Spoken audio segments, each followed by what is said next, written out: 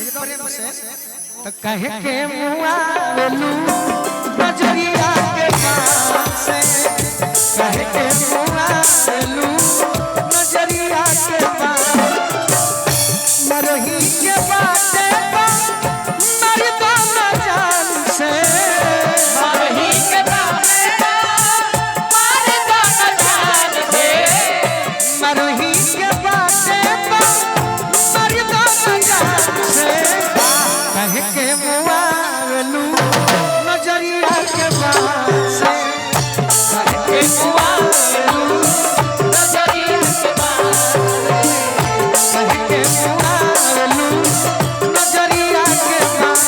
हुरिया चांद के अजरिया नियत हो बारू हो तो हर जो के हो नहीं के बारू हो हर जोर के हो नहीं के बारू हो कहे के मुआ लू नजरिया के पास कहे के मुआ लू नजरिया और का घर से निकले साजी सवार के साजी सवार के राजी बनवल बारे सच हूँ सफर के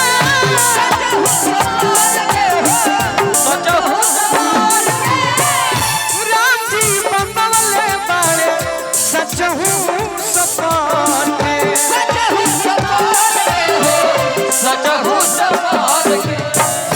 बुद्धि फेल पहले बारू बुद्धि फेल पहले बारू बुढ़वा जवान के कहे के मुआ लू अरे नजरिया के बात कहे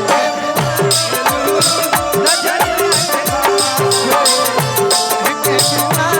लू नजरिया के बात कहे के मुआ लू नजरिया के बात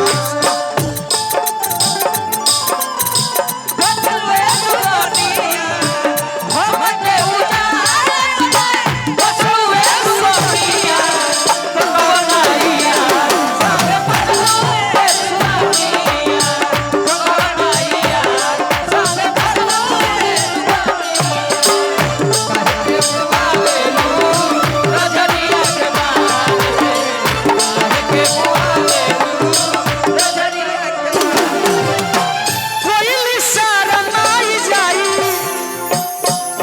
गोरी तहरा तन पे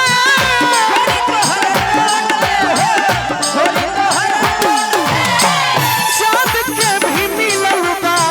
गोराई पहुँचलो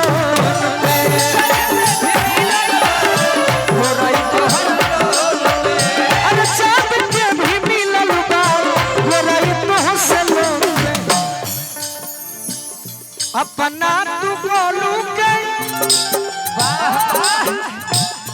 अपना तू बोलू के बोलाव जनी मान के अब कही के बजाओ चौगुन कि अपना तू बोलू के अरे बोलाव जनी ईमान के क्या बात है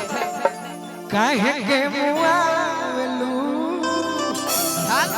अरे नजरिया के पास